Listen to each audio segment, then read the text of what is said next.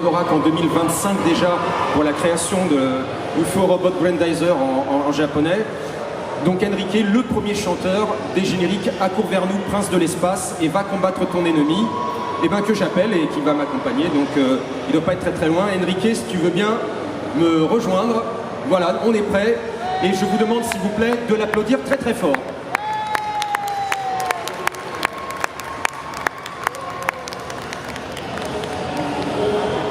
Bonjour. Merci à toi Enrique. Merci à toi. Alors j'en profite pour ne pas oublier, et je remercie d'ailleurs Jérémy Chéron et ses équipes du Goldorak Experience de montrer ce bel objet. Il y a aussi la version CD.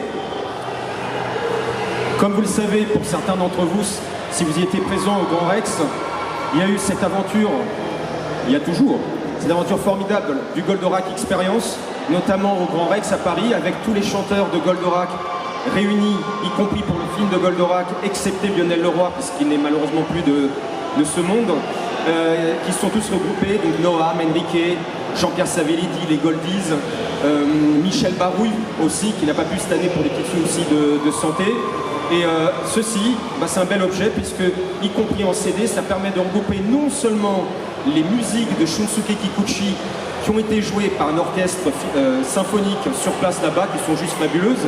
C'était le compositeur évidemment des musiques de Goldorak et autres Dragon Ball Z, et de retrouver les versions, et ça permet de changer aussi, donc des versions live, puisqu'on connaissait déjà les vinyles, il y a eu beaucoup de versions CD des génériques de Goldorak. Là, ça nous permet d'avoir donc les versions comme on a pu les entendre au Grand Rex. Et Enrique, évidemment, a été présent, et d'ailleurs, c'est par ceci que je vais commencer cette interview. Déjà, Enrique, merci. Voilà. Merci à toi, merci à vous de m'accueillir. Voilà, on va pas se mentir, on se connaît un peu puisqu'on a eu l'occasion ponctuellement de travailler ensemble. C'est pour ça qu'on se tutoie. Alors, pour parler du Goldorak Experience, deux choses me viennent à l'esprit pour commencer. Quand tu as été contacté pour le Goldorak Experience, est-ce que le fait de savoir que tu allais chanter avec d'autres chanteurs de Goldorak, bien que vous ayez des tessitures vocales différentes, des styles de chansons différentes, est-ce que ça t'a mis quand même un petit peu de pression entre nous, qui plus est parce qu'en plus ça se passait au Grand Rex? Alors la pression elle y était parce que chanter au Grand Rex c'est énorme, mais même ici, tu sais, moi j'ai fait ce métier pendant des années et que je chante devant 5000 personnes ou 30 personnes, pour moi la pression est la même. C'est-à-dire qu'on doit respecter le public et chanter aussi bien et faire son travail, faire ce qu'on a à faire et leur donner le meilleur de soi-même, qu'il soit une trentaine comme aujourd'hui ou 5000. Donc il n'y a pas de... Moi je fais mon métier. Donc oui, pour te répondre, où que je sois, et surtout au Grand Rex, j'ai beaucoup d'appréhension, le trac, un peu comme tous les artistes. Et après, le fait de chanter avec d'autres chanteurs, ça m'emmerde un peu. Non, je déconne. Tour à tour, hein, on précise, hein, c'était pas ensemble. Je les déteste. Parce Ils peuvent pas se livrer. Voilà, on ne peut pas se voir. Quand on se croise, vous voyez, dans les couloirs du Rex, hop, hop, hop, hop, hop, hop, hop, hop. C'est limite, on ne se crache pas dessus. Non, c'est une plaisanterie, c'est une plaisanterie. Vous avez des artistes magnifiques selon les générations concernant Goldorak. Mon préféré, moi je vais vous le dire, c'est Noam. Moi j'ai vraiment aimé cette mélodie. Elles sont toutes belles, hein, je ne veux pas incriminer qui que ce soit, mais Noam, c'est un mec génial, c'est un mec très discret, très humble. Très discret. Et pendant vu la carrière, ça va. Gentil, ouais. Et c'est le seul de tous. Bon, Bernard Minet, on est très potes aussi, hein, attention. Mais c'est un des rares chanteurs à être venu me voir parce qu'on ne se connaissait pas au premier Rex. Alors, c'était marrant parce que j'étais assis comme ça en coulisses et j'attendais que les artistes passent, enfin, qu'ils soient là pour la répétition. Et je l'ai vu. Alors moi, je ne savais pas s'il me connaissait, mais enfin, moi, je le connaissais visuellement. Il s'est approché de moi et il m'a dit « Bonjour Enrique ». Je lui ai dit « Bonjour, salut Noam ». Il me dit « Alors, c'est toi ?» Je lui ai dit « Comment c'est moi ?» Je lui ai dit « Oui, c'est moi ». Il me dit « Non, mais le premier, la première version ». J'ai dit « Ben ouais, c'était ma voix ». Et il était vraiment, il m'a dit, je te dis toute l'admiration, je le cite, hein, que j'ai pour cette version. Je lui ai dit, tu sais Noam, moi, je n'ai rien créé. Je n'ai fait que la chanter. Ce sont les Japonais qui ont écrit. Ce sont eux, l'auteur et le compositeur Pierre Delanoë. Et c'est vrai que cette version, elle est très belle. Eh bien, c'est chouette de sa part. Alors, je lui ai rendu l'appareil. Je lui ai dit, Noam, ta version, elle est comme ça. Ça n'a rien à voir avec le générique de début et de fin que je chante, mais tu as une voix super et tu es un mec bonnard.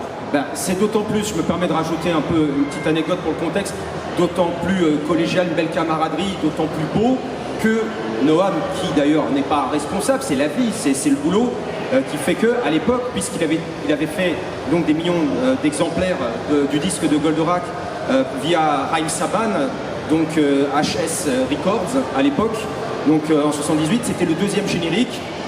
Comme Barclay a revendu les droits et croyait peut-être moins a priori à Goldorak, c'est finalement l'affaire et finalement les gros sous-sous sont allés du côté de Saban et Noam. Mais voilà, je trouve ça beau que Noam quand même ait ce geste presque en s'excusant. Bon, bah, j'étais là, mais il a beaucoup de classe. Ça c'est classe. C'est un mec classieux. C'est vraiment bel artiste.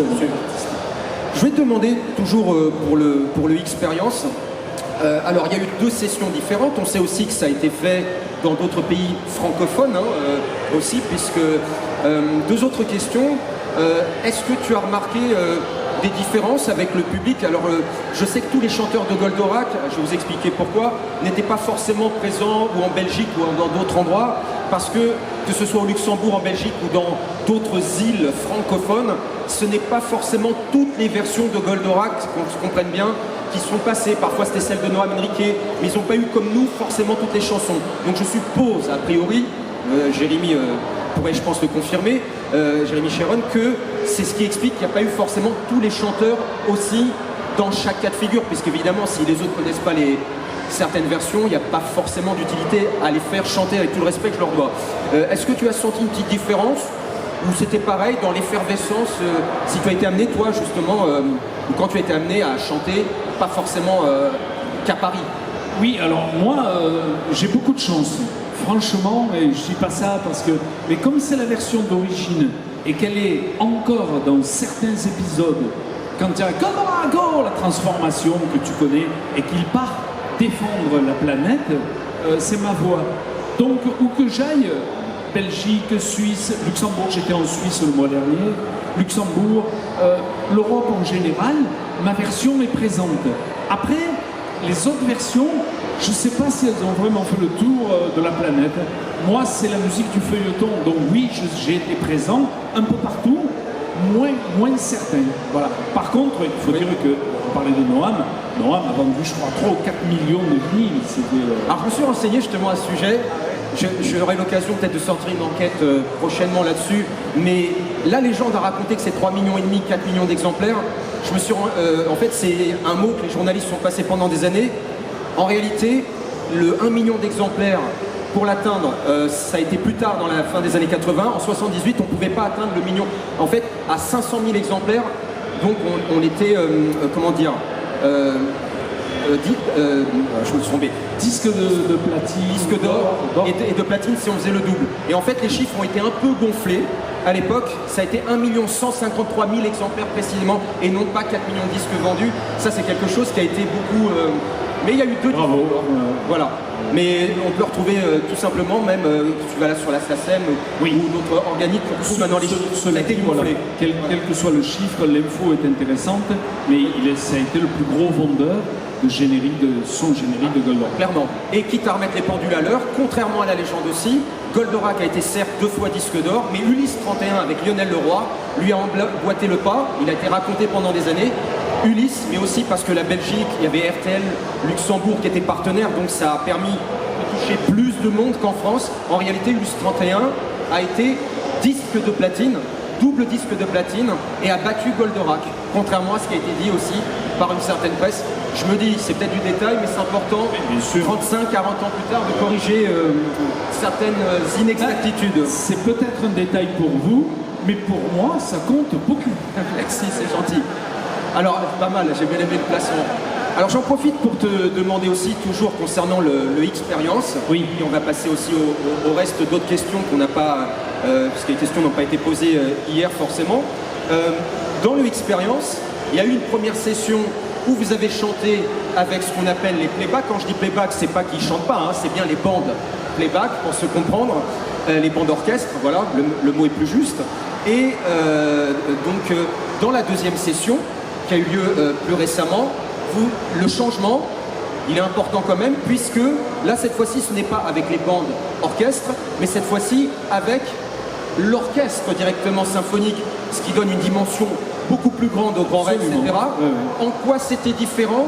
Et entre nous, as-tu une préférence dans l'un ou l'autre cas de figure?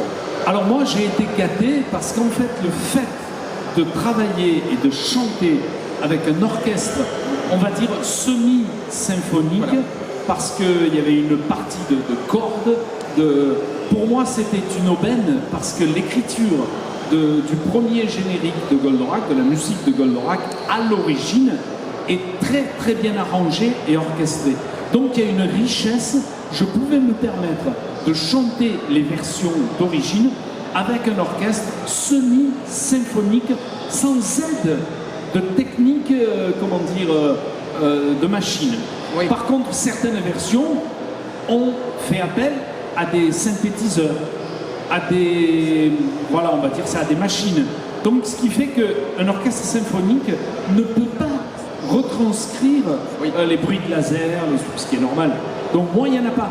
Moi, c'est vraiment le chant et le pada, pada, pirada, bada, ya pada. C'est plus des violons, des cordes, des trompettes, des cuivres, une rythmique.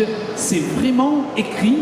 C'est en ce sens où je dis, les gens qui ont méprisé les musiques de dessins animés, surtout de l'époque, n'ont rien compris. Ah non, ils n'ont rien. C'est d'une richesse incroyable. Oui, parce que là-bas au Japon, que ce soit Seiji Yokoyama pour Senseiya ou tant d'autres que je pourrais citer, Shunsuke Kikuchi, etc., vous avez des violons, des cuivres, de la harpe, enfin, je ne vais pas citer tous les instruments, des percussions, enfin, c'est vraiment riche et souvent ils mettent un budget, je le dis souvent, mais typique comme un orchestre de musique de film, genre James Bond, etc.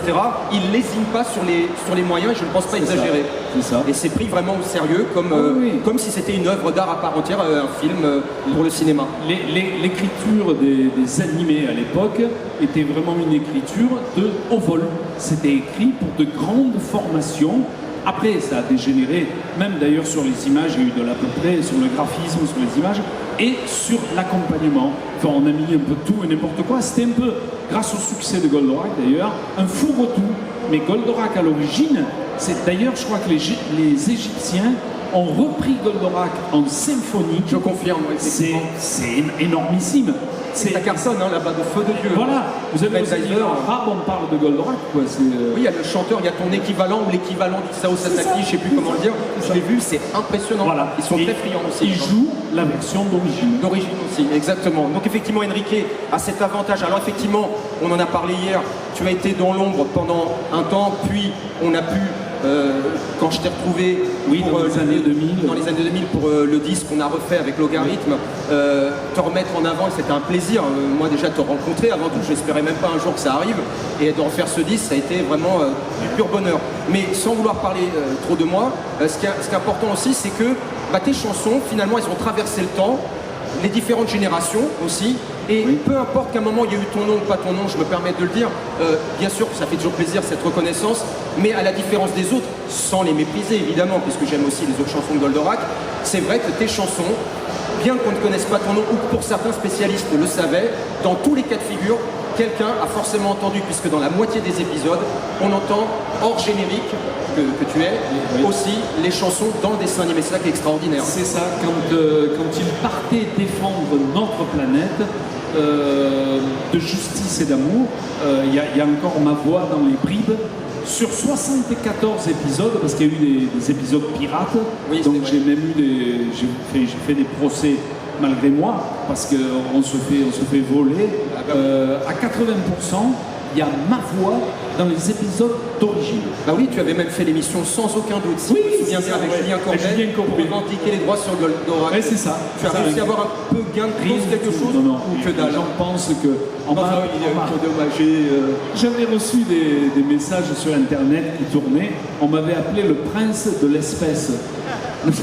Le prince de l'espace. Oh non, mais c'est minable. C'est minable, voilà. C'est nul. J'avais pas répondu. Comme si tu avais touché des fortunes à l'époque, alors qu'on sait ça. Alors je confirme, je n'ai jamais rien touché autour de Goldorak parce que j'ai rendu service.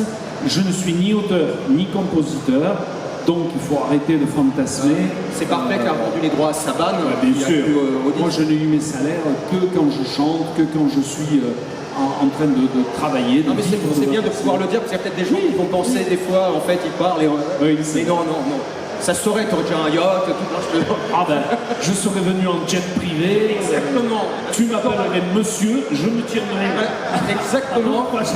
Oui, c'est quoi votre question? Et tout à fait. On plaisante bien évidemment. Et ça sera un jet Goldorak. Un jet Goldorak, c'est ça. en faisant le tour. Pardon. Ah ben, il serait floqué à la Goldorak Experience. Voilà. Exactement. Classe, hein. Je te demande un petit truc avant de poursuivre notre interview carrière. Pour eux, pour nous, pour moi aussi, ça me fait plaisir. Est-ce que tu veux bien nous faire un petit extrait a cappella d'Accours vers nous, Prince de l'espace? Bien sûr. Accours vers nous, Prince de l'espace, viens vite, viens nous aider, viens défendre notre terre, elle est en danger, l'ennemi héréditaire veut nous écraser. Paris, mon gars, est toujours là, et nous autres aussi. Viens défendre, voilà, merci. On l'applaudit très fort, merci. On va s'en garder encore un petit peu. Je vais te demander un petit défi tout à l'heure, on va tenter. T'aimes bien les surprises? Bon, bah, on se fera un tout petit défi, mais ça va, ça sera léger. Alors, pour continuer sur Goldorak, mais aussi sur ta carrière en général, j'ai quelques petites questions annexes, et on va revenir évidemment sur Goldorak. J'ai vu dans ta bio, alors tu me dis si c'est vrai ou faux, à un moment donné, j'ai vu passer un hommage à Balavoine, Te revoir Daniel. Dis-moi plus. Qu'est-ce qu'il en est? Est-ce que tu as connu Daniel? Comment tu as été amené à faire ça? J'étais sous contrat chez la maison Barclay, Eddie Barclay, et il y avait une brasserie à côté de chez Barclay, à avenue Neuilly, à Paris, enfin à Neuilly. Et à l'époque, j'habitais Paris et j'avais beaucoup moins d'accent que maintenant. Parce que je suis vite reparti à Avignon, hein. Je dis Paris, je vous aime bien, hein, c'est pas la question. Mais enfin, de temps en temps, ça manque un peu de soleil. Alors bon, bref. Ah, complètement d'accord. Ouais. Des fois, j'ai vraiment envie de partir. C'est dommage parce que j'aime bien Paris. Donc, il y avait un bistrot à côté, et où il y avait Daniel Guichard, Daniel Balavoine, Herbert Léonard. C'est comme ça que j'ai connu un peu tous ces artistes de l'époque. Et puis, on joue au flipper, etc. Et quand il est parti, ça a tellement été la stupéfaction en France, tous les gens, tous les amateurs, tous les amoureux du répertoire de Balavoine ont été frustrés. Et il y a une association pour reboiser le Burkina Faso qui m'a contacté dans le Midi et je me suis permis de lui faire un hommage. On a écrit une chanson avec mes amis Rieter et Brifa, Pierre Brifa, un guitariste à l'époque arrangeur, et on a fait cet hommage à Daniel Balavoine. C'était bien de faire cet hommage. Un disque, un arbre. C'était pour replanter du jojoba au Burkina Faso. Le jojoba étant un arbre, et ça retient les racines, retient l'eau. En fait, c'était très important pour eux. Et je me suis dit, allez hop, et on a fait cette chanson, Te revoir Daniel. Te revoir Daniel et chanter la ziza. Te revoir Daniel, même dans l'au-delà. Jamais je n'oublierai les accents de ta voix. C'était magnifique. Waouh, on avait quelle voix, The Voice, hein. On l'applaudit s'il vous plaît. Quelle voix. Merci. Alors, j'ai vu aussi que dans les années 80, il me semble que tu as travaillé avec Pascal Fallet et Jean-Jacques Debout. Comment ça s'est créé cette rencontre? Alors, ça c'est un truc que tu as dû choper sur... À moins que ce soit inexact. Hein. Oui, le Fallet, on ne s'est pas vraiment connu. Jean-Jacques Debout, oui, je l'ai croisé parce qu'il était question que je fasse, et comme cet homme est talentueux, lui c'est vrai, mais on s'est croisés, on n'est pas amis. Je vais faire une comédie musicale, donc qu'il devait composer. elle s'est jamais faite, mais je faisais partie du casting. On Voilà. avait parlé à un moment du Voleur de Noël avec Michel Barouille, mais c'était peut-être une comédie musicale bien plus tôt, j'imagine. Oui, c'était bien plus tôt. Beaucoup plus tôt. C'est Absolument. Pas la même. Alors, je vais te demander aussi, parce qu'on parle souvent de Saban et Lévy, je pense que c'était plus en rapport avec Barclay. On a parlé hier de Kikuchi ou des Japonais qui étaient présents pendant la séance d'enregistrement de Goldorak, des génériques, ce qui est quand même super rare, hein, ça n'arrive pas tout le temps. Ils se déplacent exprès pour la France. Et là, en janvier, tu vas voir avec les Japonais, je ne sais pas si je peux en parler, mais il y a une bombe qui va exploser, mais une bombe de bonheur. Hein, Dans le bon bombe, sens, ça. une bombe de bonheur. D'accord. Pour les 50 ans de Goldorak, c'est pas mal. Janvier, février, 50 ans de Goldorak, je prépare une surprise énorme avec justement les Japonais. Ah, génial, génial, j'ai hâte de voir ça. On peut même dire que tu as, enfin, si tu permets, on en a parlé un petit peu hier, un livre aussi en préparation, autobiographique, ça c'est sûr. Oui, parce qu'à chaque fois, là, vous n'êtes pas très nombreux, mais dans les dédicaces, et on me dit toujours, pourquoi vous, comment vous avez fait pour chanter Goldorak, quelle est l'anecdote, et je raconte ma vie à l'époque chez Eddie Barclay, donc et comment c'est venu. Donc j'ai dit, ben, je vais en faire un bouquin, ça va être plus simple, à grand renfort d'images. Je vais essayer de... C'est plutôt un album biographique, voilà. Et bio aussi, parce que finalement c'est la version bio de Goldorak. Voilà, c'est biologique. Voilà, donc oui, c'est prévu pour janvier. Ok, bah génial, génial. Et on espère les fameuses versions d'origine, ça serait super qu'elles puissent ressortir les versions japonaises telles quelles, parce que nous on avait ressorti chez Logarith les versions complétées avec la suite des paroles inédites, mais c'était réorchestré. Là, on espère qu'on aura quelque chose d'encore plus sympathique à cette occasion. On attend ça avec impatience. J'en profite pour te demander si tu as eu l'occasion à tout hasard à cette époque, alors excuse-moi, je sais que ça, Goldorak, tu devais avoir quoi, 18 ans à peu près, c'est ça? Moi oui. Pas de bêtises. Oui, oui. Donc du coup, Barclay l'a sans doute forcément rencontré tôt ou tard avec Patrick Villaret. As-tu été amené à un moment donné à croiser la route, si ce n'est de Shuki Levy, de Raïm Saban, ou quelques minutes, ou jamais de la vie? Jamais. Bon, voilà. Ni l'un ni l'autre, pourtant j'aimais bien leur titre. Oui, bien sûr. Shuki et Aviva. Ah oui, aussi, tu as connu ça. Mais oui, ils sont bien marchés, hein, aussi, les Cieux d'Or. Mais non, je les connais pas. Je les connaissais pas. Ni Noam d'ailleurs à l'époque. Ni Noam à l'époque, voilà. Je crois que je n'avais jamais posé la question. Non, j'étais dans un milieu plus show business. Oui. Moi, mes potes, c'était Nicoletta, Herbert Léonard, Daniel Guichard, j'en ai parlé. Voilà, Balavoine. Le générique et tout oui, ça. c'était plus mon époque. Oui. Justement, à ce propos, comme tu as une très très belle voix, on parlait de Homme en bateau hier, ce côté chanteur, si je puis dire, enfin pour moi c'est une voix d'opéra, d'opérette, quoi, lyrique, vraiment. D'ailleurs, je trouve que Michel Barouille, ça c'est un avis tout à fait personnel, on disait hier, cela n'engage que moi, encore une fois, qu'effectivement tous, et c'est pas salir les gens de le dire, n'auraient pas pu forcément chanter ta version de Goldorak. Je trouve que l'un d'eux qui peut-être se rapprocherait dans le style, ça serait Michel qui pourrait peut-être un peu... Tout à fait. Tu es d'accord ou pas? Ah ben Michel, c'est une voix puissante, c'est un baryton avec des aigus. Bien sûr, il aurait pu chanter la mienne, Je crois. et j'aurais pu chanter la sienne. Oui, voilà, dans l'autre sens aussi. Parce que hier, je pensais, je dis, ah, Michel, il y a un truc. Et d'ailleurs, c'est marrant parce que, alors, je ne sais pas, je fais de la pub pour les Espagnols, hein, je me permets. Alors, c'est drôle. Lionel Leroy était d'origine espagnole. je suis pas surpris. 82. Michel Barouille, certes, il y a les origines basses, etc., mais il y a des origines espagnoles. Et d'ailleurs, Barouille, en portugais, ça veut dire bruit. Eh oui. Aussi. Je suis même portugais. Eh oui. C'est un petit monde. Et je me rends compte que tu es espagnol toi-même. Non, mais c'est Tout à fait, je suis né en des Espagne. chanteurs à voix, quand même. Oui, Mais ben, c'est marrant. dès qu'il y a un peu de soleil, hop, on se met à cantar. Voilà. Ah, voilà. On C'est marrant. chante. Et ça me permet de rebondir, c'est pas pour rien, puisque tu as enregistré aussi, je ne sais pas si c'est le terme exact en espagnol, dis-moi si je me trompe, El Príncipe Ritan. Oui, on a fait, alors ça, et d'ailleurs je vais le mettre au répertoire, parce qu'en fait les génériques originaux ont été chantés en japonais, donc la création, en français tout de suite derrière, et je me suis dit pourquoi pas le faire en espagnol. Donc je vais le rajouter puisque je me fais accompagner par mon petit-neveu qui s'appelle Ilan à la guitare, et je vais le chanter en espagnol. On fera la version espagnole. Ça va chouette. J'espère. Oui, parce que j'avais vu passer quelques versions. Oui, et avec oui, une oui. version électro aussi, tout à fait Électro, Goldorak. disco, un peu très, comment dire, pour les DJ. Voilà, c'est une version DJ. Pour remettre Oui. un peu au goût du jour, quoi. Dansant. Pour les clubs. Ouais, c'est ça.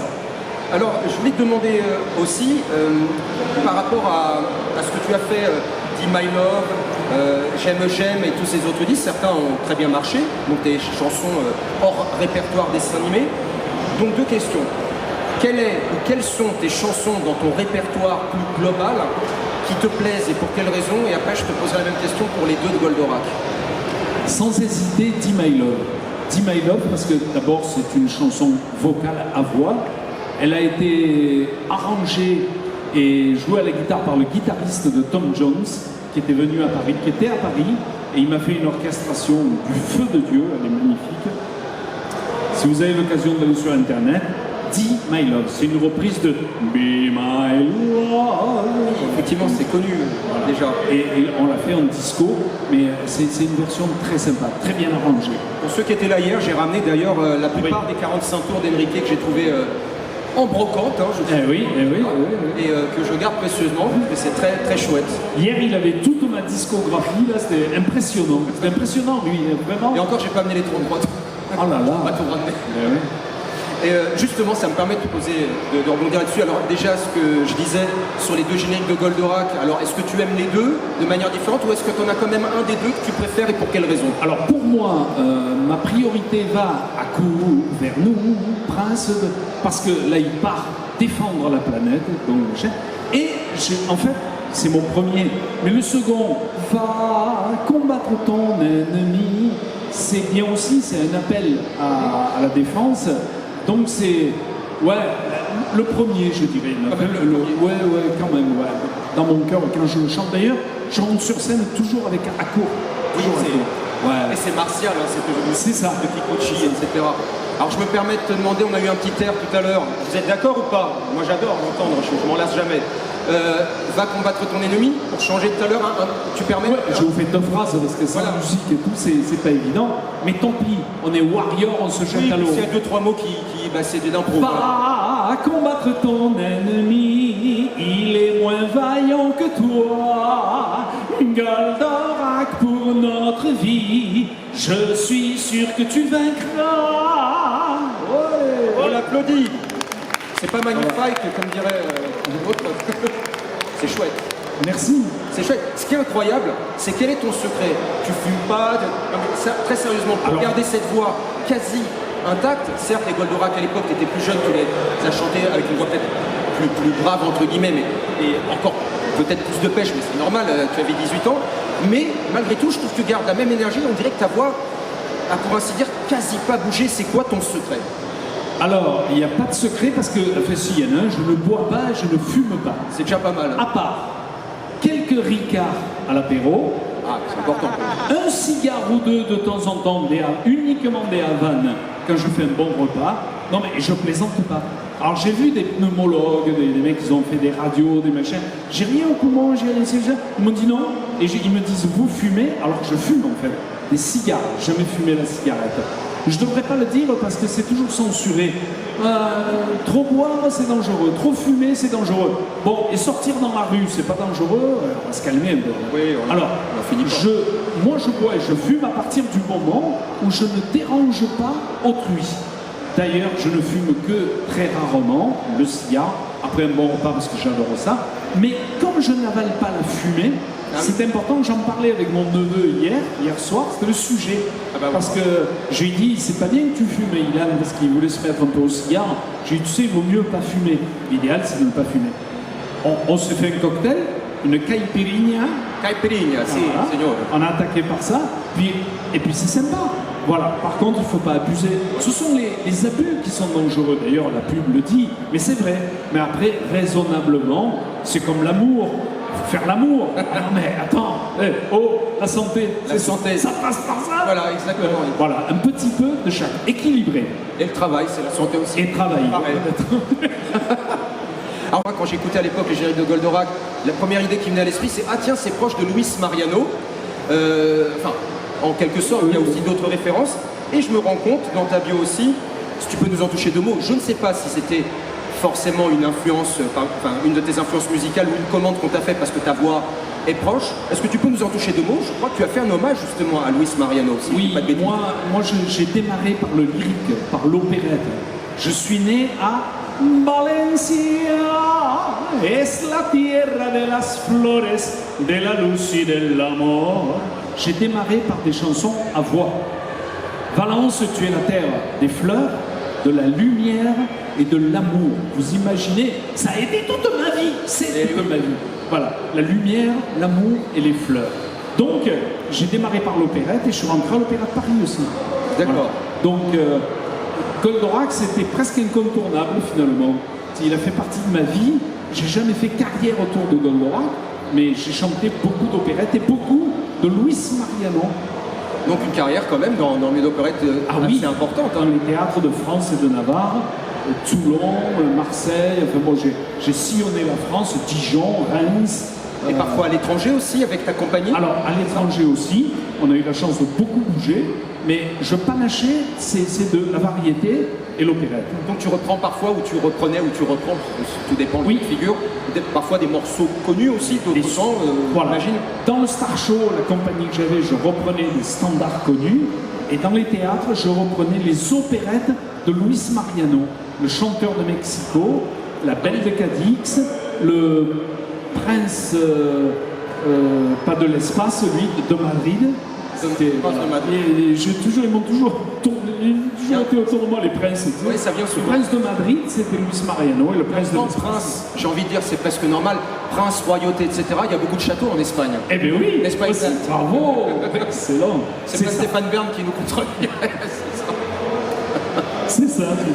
Je voulais te demander aussi tes influences musicales, c'est-à-dire qu'est-ce que tu écoutais toi quand tu étais plus jeune? C'est qui te faisait triper pour donner aussi le goût de la musique? J'ai compris que tu étais dans un univers aussi familial qui fait que, mais oui. Hormis l'univers familial dont on a parlé hier, toi tes influences à toi? C'est très large, ça allait de Brel, Jacques Brel, aux Beatles, en passant par Luis Mariano, et en terminant par, Serge Lama, Goldman maintenant. Moi, j'ai vraiment aimé les vrais chanteurs qui avaient de vraies chansons, une bonne mélodie, une vraie orchestration, qui chantaient avec leur cœur. Après, j'ai beaucoup suivi les Tom Jones. Oui. J'ai adoré sa carrière, mais bon, j'ai aussi des amours pour les grands classiques. Puccini, Verdi, Donizetti, parce que je les ai travaillés, et de Pavarotti, qui est pour moi le numéro 1, Luciano Pavarotti, à Placido Domingo, en allant jusqu'à Alfredo Kraus, pour moi, c'est le top du top, c'est Pavarotti. Mais bon, tout le monde n'est pas, il y en a un par siècle, et c'est lui. Alors du temps de Logarithme aussi, après qu'on ait ressorti le single qui avait d'ailleurs bien fonctionné, tu as pu faire les Japan Expo, on avait travaillé ensemble avec Olivier Fallet, Yves Huchez, pour aussi, il y avait la Manga Night, je me souviens avec les mangas, il y avait Cartonis aussi, enfin plus Manga Fever. C'était là vraiment que tu avais recommencé, puis tu as repris là le Goldorak Experience entre autres, parce qu'on te voit aussi dans d'autres salons. Et on t'avait présenté Valérie Barouil, la chanteuse de Facile à chanter et animatrice télé, et la chanteuse de Jeanne et Serge Écrimy. C'est la fille de Michel Barouil. Et à un moment, je me souviens, d'ailleurs il y a un album qui était sorti, vous avez fait une tournée, est-ce que tu as quelques souvenirs? Parce que je me souviens qu'il y avait des reprises de Tom Sawyer, et je crois même que tu as fait une reprise de Jean-Jacques Debout des Trois Mousquetaires. Absolument. Quel souvenir parce qu'il y avait eu quelques dates quand même. Alors, de merveilleux souvenirs, un public extraordinaire. En duo, voilà. On avait fait sur 2-3 ans, on a fait une vingtaine de dates, mais importantes parce que il y avait 4 cascadeurs, 12 danseurs et danseuses, il y avait des musiciens. C'était vraiment un spectacle magnifique qui s'appelait la Manga Fever, la fièvre des mangas. Et on reprenait tous les titres dont tu parles avec Valérie et moi. On se tapait à deux tout le répertoire. De Bioman au Mousquetaire, en passant par Goldorak bien sûr. Mais elle chantait tous les Candy, peut-être plus les titres un peu plus filles entre guillemets. Oui, elle faisait tout le répertoire filles et moi le répertoire garçon. Voilà. Vous êtes revus depuis ou pas? Alors on s'est revus à Metz il n'y a pas longtemps, on se croise dans les conventions. Oui, parce qu'elle est dans le sud aussi. Oui, il y a plein de conventions, là je commence à en faire beaucoup et on se recroise avec plaisir. Et alors, toi, tu préfères le live, chanter sur scène, etc. Ou, j'imagine, j'ai un peu la réponse, ou le côté studio, ou est-ce que le studio aussi, c'est quelque chose qui te va? Tu me diras, c'est différent. Le studio, c'est la création, c'est le montage, mais après, il faut le présenter au public. Moi, j'aime chanter en direct, j'aime chanter pour les gens, j'aime partager avec eux. Donc, si tu me demandes mon bonheur depuis 50 ans, c'est la scène. Alors, comme tu disais, il y a des surprises qui se préparent. On n'en dira pas plus pour garder un peu le secret avec les Japonais et on espère du Goldorak, mais on va en garder un petit peu sous le coude. Est-ce que tu aimerais, idéalement, il y a eu une compile pour Michel Baroui qui a été faite où il y avait un double album, version dessin animé et les autres chansons hors dessin animé, vu que tu as eu quelques cartons comme Dit My Love, J'aime, etc. Et bien d'autres, magiques, je ne vais pas tous les citer, que ressortent aussi, je sais pas, moi chez Télé 80 ou chez un label, parce que je ne sais pas si elles sont sorties, je ne veux pas dire bêtises. Non, pas les titres dont tu parles, mais j'aime bien qu'effectivement il y a une compile, il faudrait voir, je vais voir avec Barclay, la marque Barclay qui existe toujours, bien sûr qu'Eddie ne soit plus là, mais leur demander qu'on fasse un travail ensemble, et pourquoi pas, bien sûr, si grâce à Goldorak me revoilà dans l'actualité des salons et autres, ça peut effectivement, oui, avec grand plaisir. Je vais te demander un petit truc. Tu te souviens tout à l'heure, j'avais demandé un petit défi, parce qu'on va bientôt conclure la conférence. Est-ce que je peux te demander un double défi? T'es pas obligé de tout accepter. Hein. Un double défi pour conclure d'ici là en beauté. Qu'est-ce qui va me sortir? Ben oui, vas-y. Alors, on commence par le premier, c'est est-ce que tu pourrais, parce que moi j'ai adoré que tu l'aies fait aussi au Goldorak Experience, nous faire un petit peu de Goldorak comme en japonais. Oui. J'aime bien les défis. Yuke, yuke, diku furido tobe, tobe, grandaiza, naishiko umiko, aozora toko, shigata kono hei wa, mamori to gataki, hashihagawe. C'est pas merveilleux, on applaudit très fort Enrique. Et comme je suis un petit peu vilain, alors si le deuxième, tu as le droit évidemment de me dire non, on en parle moins, mais tu as enregistré aussi, alors je ne demande pas de la faire en entier, je sais que ça a été fait dans un salon, j'aurais adoré être là pour l'entendre, mais je sais que tu as interprété à partir, vous savez, il y a le thème principal du film de Superman, et Enrique a chanté la chanson originale de Superman. Est-ce qu'on aurait le droit d'avoir un petit bout de ce Superman qui était quand même, je trouve, vachement bien. Je vais y aller. Hein. C'est lui. C'est fort sympathique. Quand je rentre, là, il pleut. Parce qu'en rouge et bleu, quoi, tu comprends? Là c'est un piège, c'est Superman sans musique. Alors, comment ça faisait déjà Superman en rouge et bleu, justicier qui vient des cieux. Le ciel est rouge, le monde bouge, les méchants veulent détruire ton avenir. Voilà, c'était ça. Ça va? C'était la musique du film de Christopher Reeves. Christopher Reeves, ça va, j'ai pas été trop méchant. Donc, sympa. On va devoir conclure cette conférence.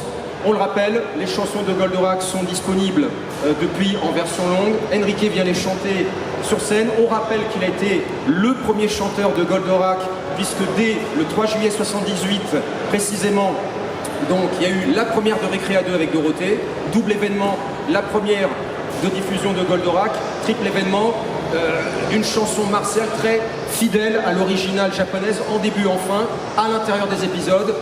Et ensuite, Noam apparaît à partir de, on va dire, la rentrée, puisque toi c'est surtout l'été. Et Antenne 2 qui souhaitait se débarrasser de Goldorak en le plaçant en catimini l'été, s'est trompé, il a plu. Et heureusement, donc on remercie la pluie, on remercie Enrique. Merci à vous. Puisqu'on est là aujourd'hui, c'est grâce à Goldorak. Et aussi un peu pour vous, grâce à toi. Tout ce partage, c'est aussi grâce à vous, parce qu'en fait, personne n'y a cru au tout départ, pour rejoindre ce que tu dis, les producteurs, les éditeurs, les programmateurs, et finalement, c'est Goldorak qui a eu le dernier mot. Et si je suis ici aujourd'hui, 47 ans après, et c'est pas fini! Et c'est pas fini. Et c'est vrai que cette polémique sur la chanson, sur le mot race, c'était ridicule, c'était la race humaine, c'est pour ça qu'ils ont interdit la chanson, qu'ils ont dû refaire. Et je conclus sur une anecdote qu'on n'a pas dit hier. On parle de la version Noam, c'était une version beaucoup plus adoucie, je vais pas dire berceuse, mais beaucoup plus douce. Ouais, Voilà, édulcorée, parce qu'à la demande d'Antenne 2, comme ces chansons, c'était tout de suite, oh là là, on va arrêter, c'est un dessin animé raciste, enfin du tout et n'importe quoi, la censure de l'époque. C'est ce qui explique pourquoi les Japonais ont refait une chanson sans la mélodie japonaise avec Noam. Sauf que quand les Japonais ont appris plus tard qu'Antenne 2 diffusait la version plus douce de Noam, bien qu'elle ait fait disque d'or et compagnie, ils n'étaient pas contents, ils ont redemandé ta version, de la remettre à l'antenne, mais comme Pierre Delanoë il avait écrit ses chansons avec le mot race et des mots un peu entre guillemets tabous pour l'époque, c'est ce qui explique pourquoi Raïm Saban, qui avait racheté les droits, a demandé à Jean-Pierre Savelli, le Peter du futur Peter et Stone, Besoin de rien, envie de toi, qui a chanté Xor et La légende d'Actarus et le prince de l'espace, justement d'interpréter des variantes de ta chanson en version disco, et ce qui a donné, c'est pour ça que les gens confondent souvent parfois ta version et celle de Jean-Pierre Savelli qui est apparue après, qui est le compromis que les Français ont trouvé pour se dire faut faire plaisir aux Japonais. Voilà la même mélodie, c'est ce que j'ai expliqué. Il a eu des problèmes d'ailleurs parce que c'est un peu électronique. C'est ça. Il y a beaucoup de synthétiseurs et quand il passe en live, s'il n'a pas sa bande, c'est compliqué. Exactement. Les musiciens ne peuvent pas retranscrire ce qu'il a fait à l'époque. Voilà. Donc à chacun sa version, mais encore une fois, merci infiniment Enrique, merci à vous. Merci.